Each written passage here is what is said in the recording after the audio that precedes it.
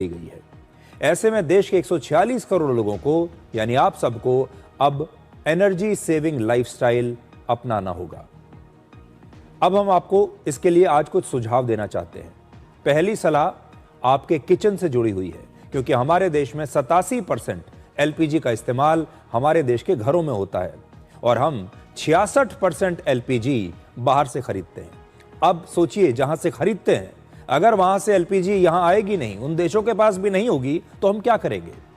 इसीलिए आपको सिर्फ करना यह है कि अपने घर में, अपने रसोई में जरूरी चीजों की ही कुकिंग कीजिए। ऐसी डिश बनाइए जिसे पूरा परिवार एक साथ खा सके, क्योंकि हर सदस्य के लिए अलग अलग खाना अगर आप बनाने लगेंगे तो गैस की खपत आपकी बहुत बढ़ जाएगी। इसलिए कुकिंग थोड़ी कम कीजिए। आपको कोशिश करनी चाहिए कि आपका एलपीजी सिलेंडर पिछली बार की बजाय 20 से 30% तक ज्यादा चले। जैसे आपका गैस सिलेंडर अगर 30 दिन तक चलता है आमतौर पर, तो कोशिश कीजिए कि इस बार वो 40 या 45 दिनों तक चले। दूसरी सलाह उन लोगों के लिए है जो गाड़ी या टू व्हीलर का इस्तेमाल करते हैं। अनावश्यक कामों के लिए कार और टू व्हीलर का इस्तेमाल अभी आप ना करें। थोड़े दिनों के लिए गाड़ी तभी निकालें जब बहुत ज़रूरी काम हो।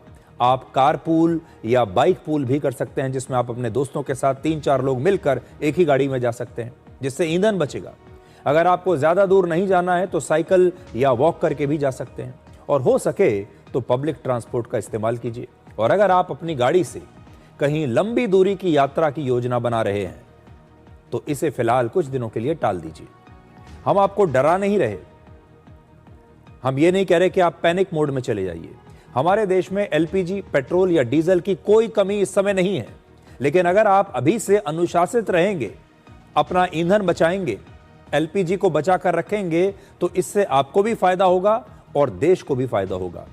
तेल संकट का असर सिर्फ पेट्रोल, डीजल और गैस पर ही नहीं पड़ता, बल्कि बिजली उत्पादन पर भी पड़ता है। इसीलिए आपको बिजली बचाने पर भी ध्यान देना चाहिए, और इसके लिए आप अपने घरों में इलेक्ट्रॉनिक डिवाइसेस का अब कम से कम इस्तेमाल करें। बहुत सारे लोगों ने अभी से ही एक एक्स्ट्रा सिलेंडर बचा कर रखना शुरू कर दिया है। इससे जो असली जरूरतमंद हैं उन तक गैस नहीं पहुंचेगी, और जिन्हें खास जरूरत नहीं भी है उनके घरों में एक सिलेंडर एक्स्ट्रा ऐसे ही रखा रहेगा।